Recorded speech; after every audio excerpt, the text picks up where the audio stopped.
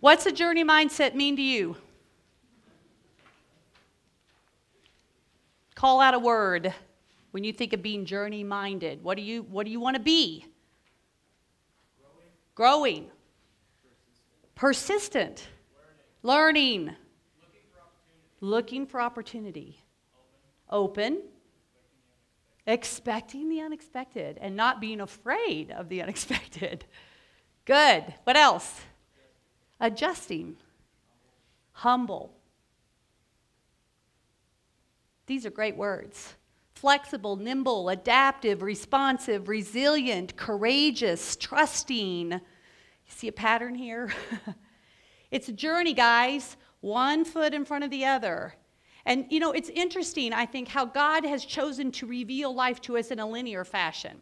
Don't you always wish you could see and know what's coming? Actually, I don't want to. I mean, I didn't want to know what my children were when I was pregnant. You know, people nowadays, they have these balloon releases and all kind of crazy stuff. But I actually did find out because I'm controlling and I wanted to decorate the nursery correctly and I didn't want people to give us yellow presents. But I kept telling myself I don't want to know because you sort of want the surprise of life to happen too. Isn't there beauty in that? Isn't there joy in that? I love some of these things that as I began to learn about journey mindset and how to be a destination leader with a journey mindset. So this is the key. I remember when I sort of started discovering journey mindset, I then started feeling bad about being who I was. Like, oh, it's wrong to be a destination leader. It's wrong to be so driven. Maybe if I just weren't so goal-oriented, life would be easier or better or something. Not true. This is the way God made me. I don't beat myself up for it. I embrace it. But I know that there is a better version of Elise that I can continue to be, and that's part of the journey too. Seeking to find the higher calling that God has planned for my leadership. Because I am a called leader.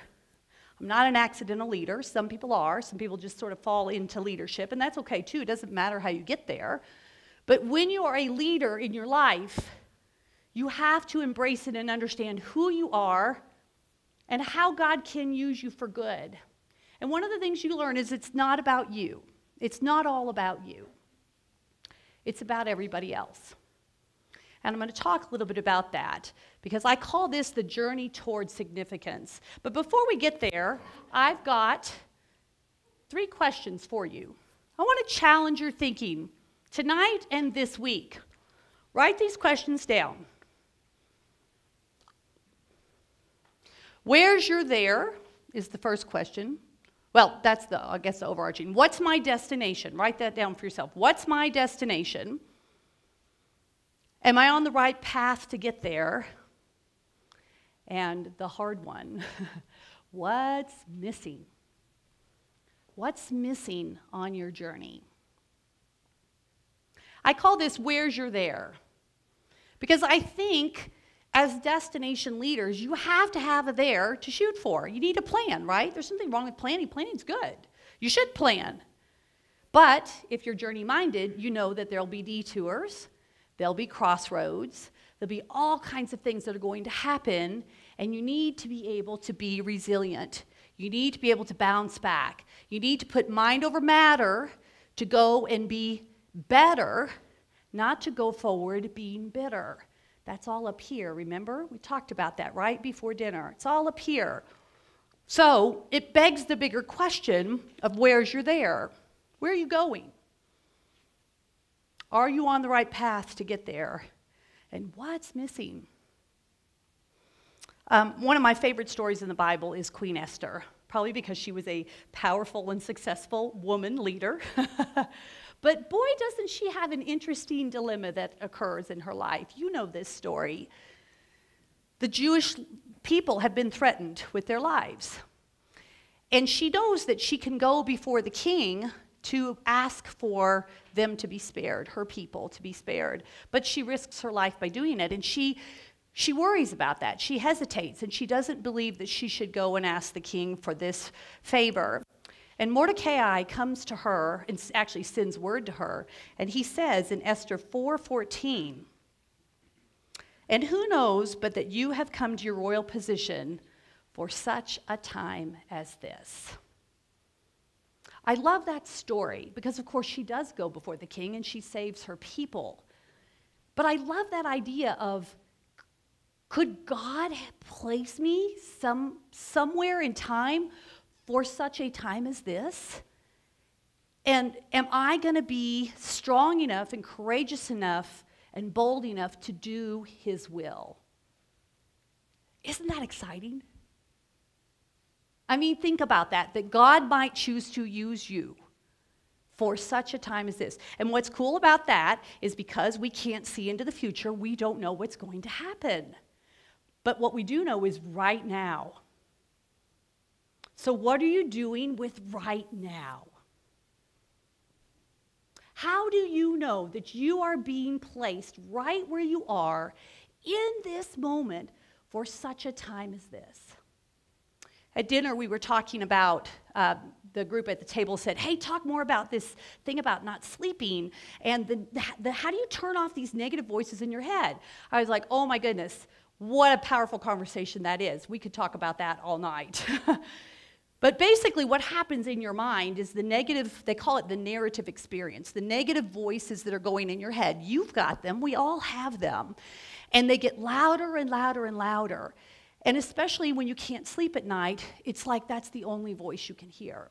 And that's, as I said, when Satan works his magic, when you're at your weakest. And he knows exactly what to say to get you to not believe and to not have courage and not be willing to risk and not be journey-minded, but to be afraid of failure, be afraid to try, be afraid of looking foolish, all the fears that hold us back from being all that God has called us to be. When you become a leader in life, and of course you are a leader now in your circle of influence, you are a leader now, you're practicing, and that's great. And when you get out in the real world, you're going to be paid to be a leader, you're going to be really scared. Because remember, my story, I didn't know what to do. There are going to be all kinds of times you're going to be afraid. There are going to be times when you're called to make a decision, or you're called to make a personal decision around ethics or integrity issues, and you're going to have to decide. And I want you to remember this idea about being journey-minded. And remember Esther's story, to believe that perhaps you've been placed right where you are for such a time as this. And the key is you have to learn to turn down the volume on these negative voices in your head. Part of that is then your ability to draw from within to find the positive. And this is tough. But this is what I want to focus on for the next couple of minutes. How do we begin to hear the positive voices in our head that are actually from God? This is what you call in neuroscience, this is called putting yourself in a toward state of mind. So write this down, away and toward. And if you want, you can write them, side by side on a piece of paper. Write away on one side and write toward on the other side, toward, T-O-W-A-R-D. The way your brain works is it has a fundamental operating principle to move away from threats and to move toward rewards. So I move away from people that scare me. I move away from saber-toothed tigers. I move away from all kinds of things that I am afraid of that I think might harm me physically or emotionally or socially. So I see somebody coming down the hall that I don't really get along with, I might choose to take a different way, to go to the bean. So that's a way. Moving toward is rewards. I move toward chocolate. I move toward people I love. I move toward positive reinforcement, praise, whatever it is. And that's actually good because there's a lot of positive brain chemicals that flood in your mind that put you in a toward state.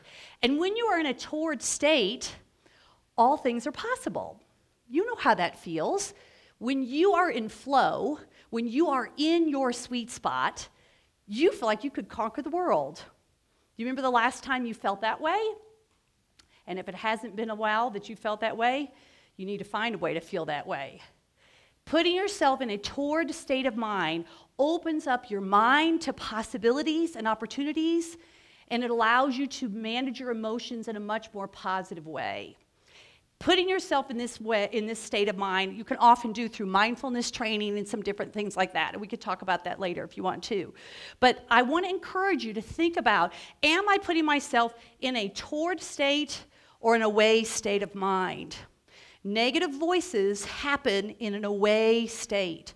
And this is when the negative brain chemicals are taking over.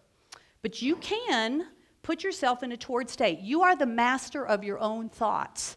You can control what you think and how you feel. This is part of learning to manage yourself and your brain. Now, I want to shift gears for a minute because I want you to think a little bit about how do we play that out and put ourselves in a toward state of mind throughout the challenges of life. Life is a journey. You're going to have a career. You'll be in business of some kind. And you're going to face all kinds of challenges. So one of the first things I want you to think about is there awaits. There awaits is a concept that allows you to envision success for yourself. I love the picture of this guy standing at the top of this rock, this climb. Y'all, we're talking today about climbing up this trail over here and how hard that is. I think about this guy right here. And he's gotten to the top, and where is he looking? To the next mountain over. And I love that. You know why? Because he wants to go there. He believes that there's something else that awaits for him.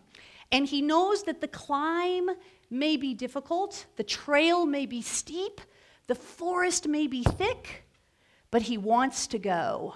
Because he envisions a brighter future for himself. This is what a toward state of mind will do for you. You believe that there awaits for you. And when you see a positive future for yourself, staying where you are is no longer good enough. And that is magic.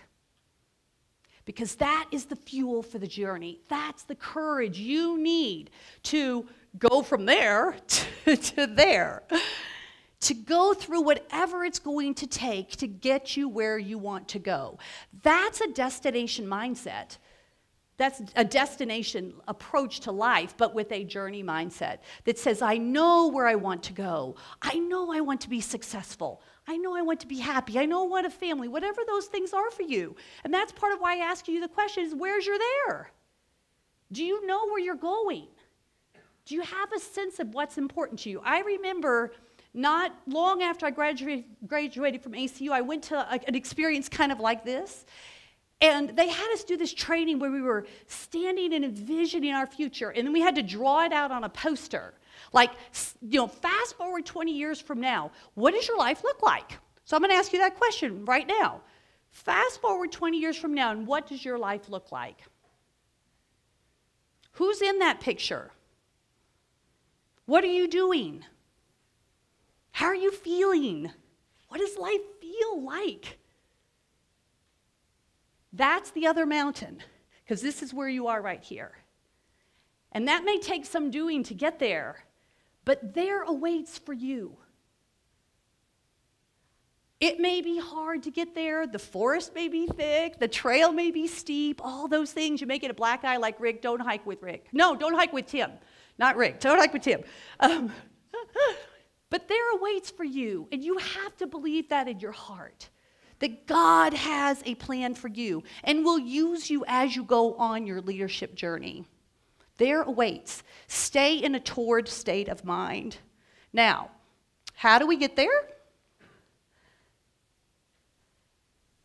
We have to enjoy the ride. And this lesson perhaps is the hardest lesson I ever learned. This one was so tough for me. It shouldn't have been, but it really was. And I have to tell you why. As a destination leader, you know what I loved, and you know what I was really good at? Work. I was really good at work. And so I did it all the time. And that was part of what led me to not being able to sleep, because I couldn't turn it off. I was so good at it. I thought about it all the time. I did it all the time. I worked 7 days a week, especially when I was building a company. As an entrepreneur, you have to really throw yourself all in to do it. The problem was, and I want you to write this down, just because you can doesn't mean you should. Just because you can doesn't mean you should. And let me tell you why. Because our strengths are God-given, but if we're not careful, we can take them to an extreme, and then they can crush us. And that's another way that Satan works, too. He takes what you're good at, and he entices you to do it to the detriment of everything else in your life. So I will tell you a sad but true story that kind of led up to all of this. We were building the business. It was going great. Everything good on the outside. But I was becoming increasingly frustrated with my people. They were not performing at the level of excellence I expected, and I was getting angry about it, and I was really getting frustrated. And it all came to a head one day when I was sitting in Thai Diner on College Avenue in Fayetteville, Arkansas, with two of my top leaders, and I literally pounded the table saying, people are not performing at the level I expect. And I had gone through some sort of rant for a couple minutes before that. And when I began hitting my fist on the table, they went silent. What are you going to do if somebody's sitting there pounding their fist on the table? You're just going to go quiet. And I was like, well, I guess you guys don't care either. I mean, I was really angry. I had been frustrated for a growing period of time over this. And I came home that evening, and my husband sat me down at the kitchen table. He said, I got a call from the office today. I said, oh, you did? He said, yep. And Elise, they're worried about you. They said, what happened to the person that we loved? Where's she gone? Because the person that is there now is not anybody that we know. We want Elise back. And he said, Elise, you know you have to change. He said, we love you too, the kids and I love you, we're not going anywhere, but we don't know who you are either. And you know, I sat there at the kitchen table, and very unlike me, I didn't argue, I didn't get defensive, I just said, I know I need to change, but I don't know how. I didn't know how. Because I was good at work. And I did it all the time. And I realize now, looking back, that because I was good at it, I did it because I didn't want to face everything else in my life. How hard marriage is, problems Ray and I were having. My kids, my daughter, she was going through that crazy stage where she was owned by a demon, for about 3 years. And, and my son was off doing all kinds of things. And, that's the hard stuff. That's the messy stuff. And then there was the whole issue of who I am, which I don't want to fight that battle, right? The internal battle is the hardest. The internal battle is the hardest one. I'd much rather tell you what to do or go build a company. That's easy for me because I was good at it. But just because you can doesn't mean you should, because everything else in my life was falling apart. And so do you know what he said to me while I sat there with these big tears rolling down my eyes? I said, I don't know how to change. He said, you and I have not been on a vacation together in a long time. What if we go on a trip? And I got on the back of his bike, and my life changed. And my life changed because I discovered joy in the journey. But do you know there was so much more to it? That was just the very, very beginning of a long road ahead. Because what I learned was how to enjoy the ride. And a lot of that for me comes from self-care and relationships. So you know now, and I hope you're getting this from me, is you have to learn to find the off switch. You may be really good at what you do, but you can't do it all the time. You have to find the off switch. You have to learn to take care of yourself. You have to invest in yourself. If you don't invest in yourself, there won't be anything left for anybody else. Because there's only so far and so fast and so hard that you can ride before you will crash. You will crash physically, mentally, emotionally, morally, spiritually, you will crash. You will hit a wall. And those consequences can be lifelong. Now, I am so blessed because I had people grabbing me as I was almost hitting my head on that wall. They grabbed me by the collar and pulled me back. It was like an intervention of sorts. And I have often told those two people that I will never be able to repay them for saving my life, because that's what they did. They loved me enough to say, you can't go on like this. You have to change, and we can't do it for you. We can't make everybody perform at your level of expectation, because guess what? It'll never be good enough. I needed to change. So how do you change? How do you enjoy the ride? This is part of journey mindset, so I want you to pay attention to this. You have to invest in yourself in a couple of ways. The first thing for me, I got on the back of a motorcycle, and guess what? I loved it. And I began to think to myself, I never have fun like this in my life anymore, but I used to. I used to love all kinds of things. I used to be a runner. I have been a lifelong runner, except for those period of years when I wasn't taking care of myself, because I thought I was too busy, didn't have time to run. So I started running again. I ran a half marathon, I ran a 10K, I ran the Boulder. I ran a 10K in Boulder. That's like running, drinking out of a straw. You know, if you ever tried to do that, breathing through a straw, that's terrible. Don't run at altitude like that. But that was a great race. But I ran and I run all the time. It's my lifelong passion to be able to run. I love to ride a bike, I love photography, I love cooking, I love to entertain, I love all of these things. You have to have hobbies. You have to have things that you enjoy. So let me ask you a question. What do you love that brings you pure joy just in the doing? Not in the achieving, but just in the doing. And how long has it been since you did those things? And how much richer and fuller would your life be with those things in it? What do you love to do? Do you love to paint? Do you love to ride horses? Write something down on a piece on your notes. I want you to write one thing down that you love to do, that you have not been doing.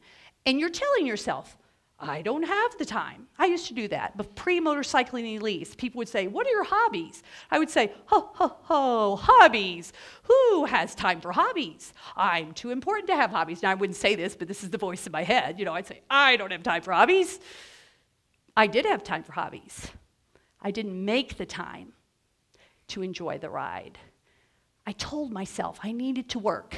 I needed to focus on my business. But I was wrong about that, because that makes you a one-dimensional person. And I knew I needed to change, if for no other reason than this awesome husband that I had, who was patiently sitting there at the kitchen table saying, I don't know who you are anymore, who was not willing to leave me, but was willing to help me find my way back to me. I wanted to keep him. He did not choose to marry me. Now, you know, the plowing the field thing, I was lucky enough, he came along, saw my field, decided this was a good farmer to hook up with, and that's how we got married. He was a great guy all the way through it all. And he did not marry me because I was good at work. He wanted a life partner. He wanted somebody who would be there for him at the worst of times. And I wasn't really being that. And then I wanted to be different for my kids. Mackenzie, my daughter, she is a third-year law student at Penn State. I can't believe it. She graduates in May. And my son, Jackson, and I've met 2 Jacksons here so far. Jackson, my son, is a senior at the Naval Academy in Annapolis, Maryland. He graduates in May, too, so this is going to be a big May for us. I love them with all my heart, and I remember asking them, what were your happiest memories from your childhood? And they said, when you and Dad were with us, when we were doing our thing, whatever our thing was. Now, my daughter was a competitive cheerleader. She did competitive and school cheer for 7 years. So any of you who did dance team or cheer, you know that crazy, crazy world. And I was actually the president of the Cheer Moms Club for 2 years. And I was travel chairman one year. Actually, that was a harder job than being president. But we did kick one of the psycho cheer moms out of Disney while we were there because she was attacking our coach. That's a whole other story, too. But my son played sports. He was a very talented athlete. And he said, when you were there, Mom, strikeout or home run there. And I will tell you, I didn't really believe that they would notice that much if you were there, but I want to tell you a little story. My late father-in-law we were at his bedside as he was passing. He had kidney cancer, and he lived with us he was around for 7 years. We felt very blessed by that, but toward the very end when he was in hospice, and we were all coming to say goodbye to him. And my son, who is 6'5", 250 pounds, big athlete, was sitting by his grandfather's bedside weeping. And he said, Grandpa, you never missed a single ball game. You were always there for me. And my husband and I kind of looked at each other. We were like, wow, they really notice. They do notice. They know if you're there. They know if you're there. And don't you want to be that parent that is sitting on the front? Well, don't be that parent, not the one sitting on the front row who's cheering like crazy, who shouldn't be. But the parent who's sitting on that front row who's cheering for their kid and all the kids to do their best and be their best. You have to be there for your kids. You have to be there for your family. That's a huge part of Enjoy the Ride, is the relationships you build with the people you love the most. Because relationships don't just happen. You have to nurture them, or those people will not be there for you when you want them most.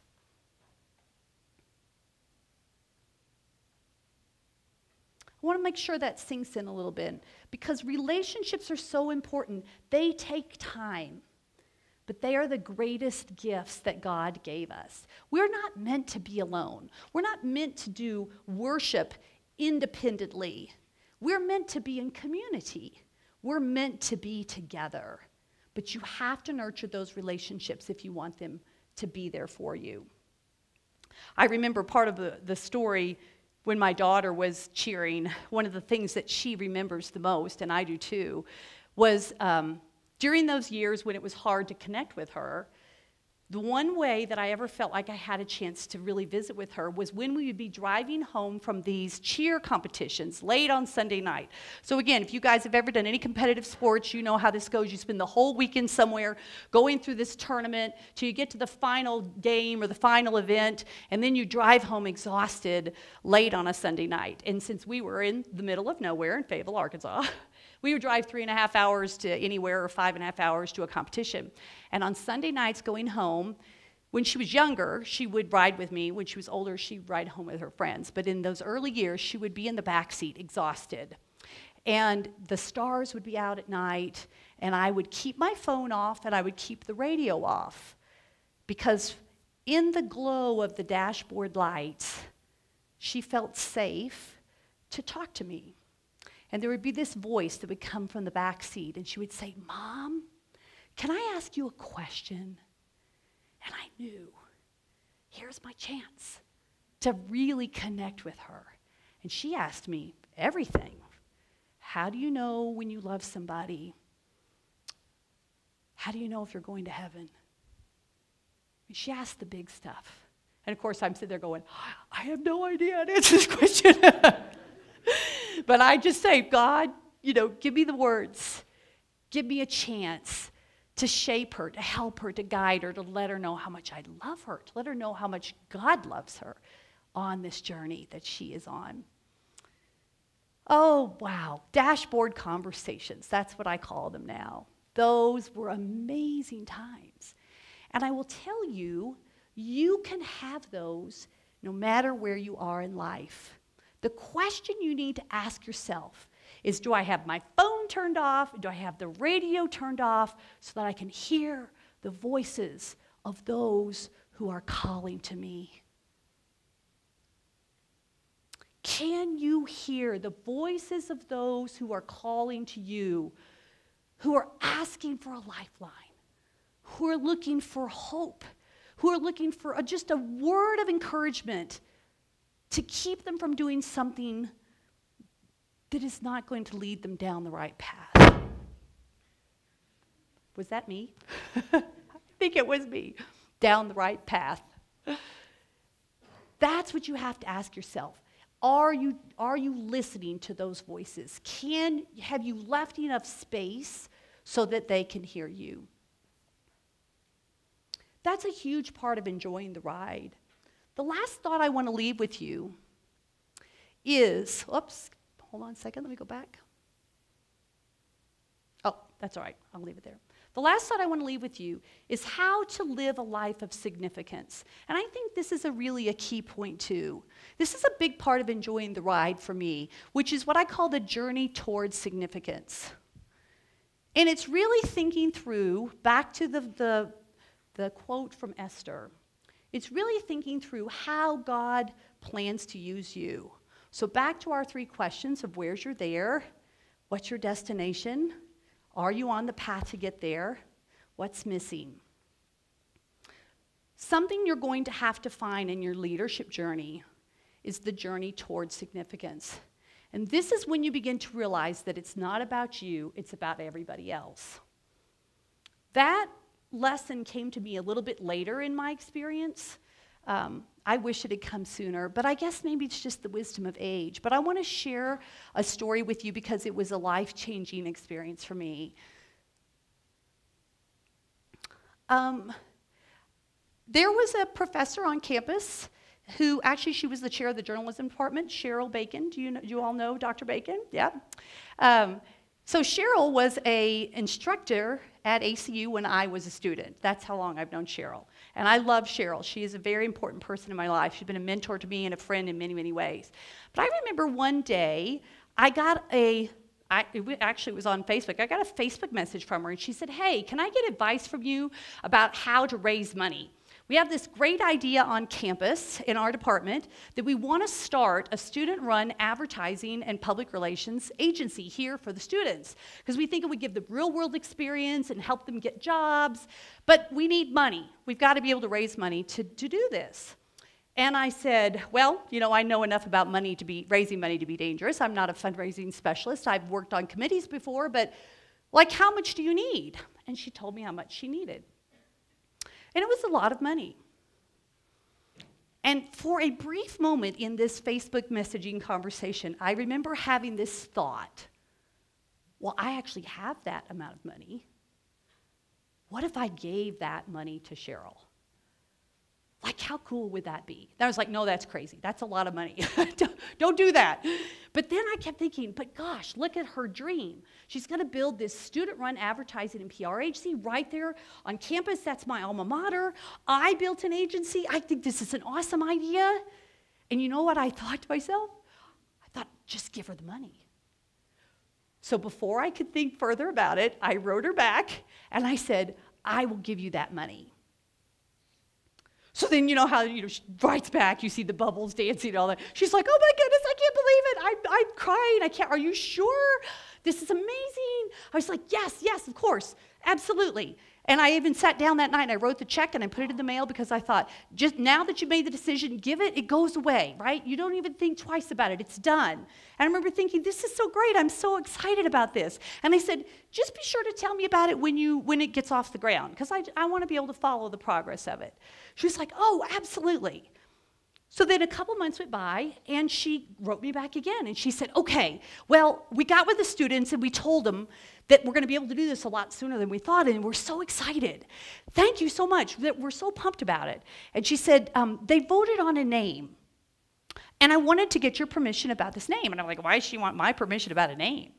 And she said, we want to call it Morris and Mitchell. And I remember thinking to myself, oh, like me, am I the Mitchell part? Morris. And I said, well, Cheryl, that's not why I gave you the money.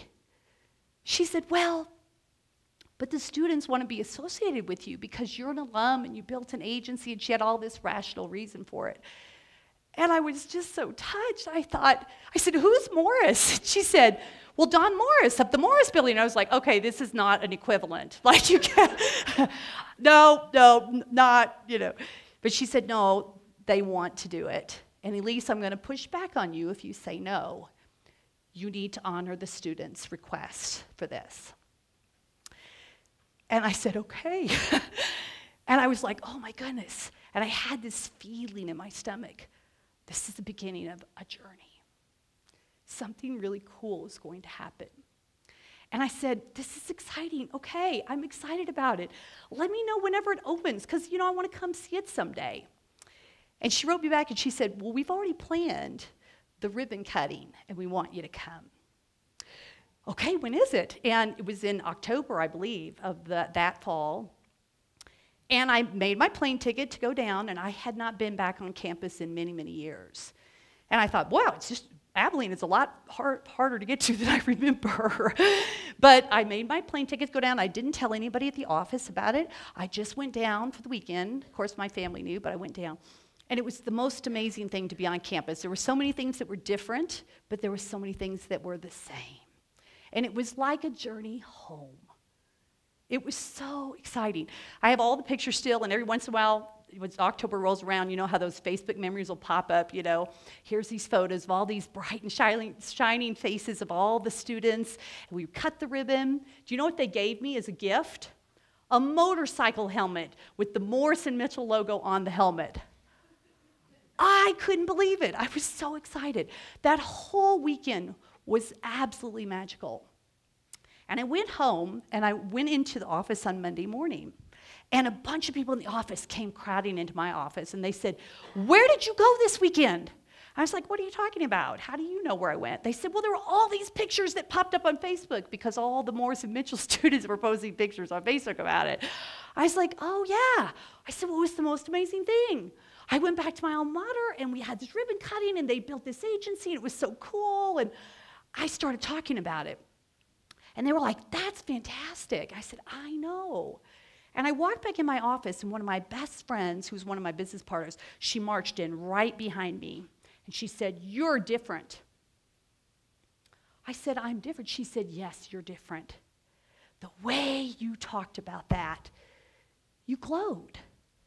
The love and the joy just came pouring out. She said, I haven't seen you like that in a long time. And I was like, well, it was really amazing. I said, it is a priceless feeling to be a giver. And I said, I wish I could bottle that feeling. And I wish there was a way that everybody here in the agency could feel that way. And she said, well, why couldn't we? I said, I don't know. Maybe there's a way. And so I just, how you get an idea in your head, and I was like, I couldn't stop thinking about it. Stayed up probably all night thinking about that, but this has a good ending. And I remember coming in and marching into my COO's office, and I said, I have a crazy idea. And I was sort of famous around the office for whenever Elise comes in your office and says she has a crazy idea, you need to run from the building screaming, because it's going to be crazy. And he said, what? And I said, you know how I did that whole experience with Morris and Mitchell, and how it was amazing? What if we did that with our team here, the office? And he said, well, how are you thinking? I said, give them money and tell them to go out in the street and give it away. There's movies about that, the whole pay it forward idea. And he said, well, I said, I don't know. Let's give them a whole day and a stack of money and just tell them to go give it all away. He said, let's do it. And we did. We created a program at our agency called Ignite. And that's exactly what we do. Every year, we take a day, and we divide people up into teams that they don't normally work on, and we give them a stack of money and time. And we say, go out into the community, give it all away, come back with nothing except the story of how you impacted somebody else. Tell us what it felt like to be a giver. And I will tell you, it is our favorite day at the office. Everybody comes back. We have a big sort of barbecue at the end of the day, and every team gets up on stage, and they fight to be the ones on stage. They say, okay, we're the team of champions, and we got to tell you our story. And they tell you some amazing story of something that happened that day. Somebody they met, someplace they went, people they helped, real people where they were able to make a difference for them. And every time they come back, they have these amazing stories. There's not a dry eye in the whole house. one by one, those stories of impact, just a single day. And it makes my heart so full. It really is my favorite day at the office because I tell them, we have been so blessed. You must pay it forward. And to me, this is the whole idea of the journey towards significance, is when you realize it's not about you, it's about everybody else. And being a giver is a priceless feeling. That is the most amazing feeling you will ever have. To give of your time, your money, your love, your attention, information, resources, contacts, power, authority, recognition. Give all that good stuff away. It is so empowering to be a giver. And as a leader, you are going to be in a position where you can make choices to impact people's lives for good.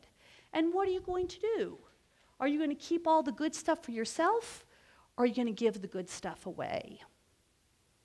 That is how you enjoy the ride. It's how you make sense of the blessings and the opportunities that God will give you.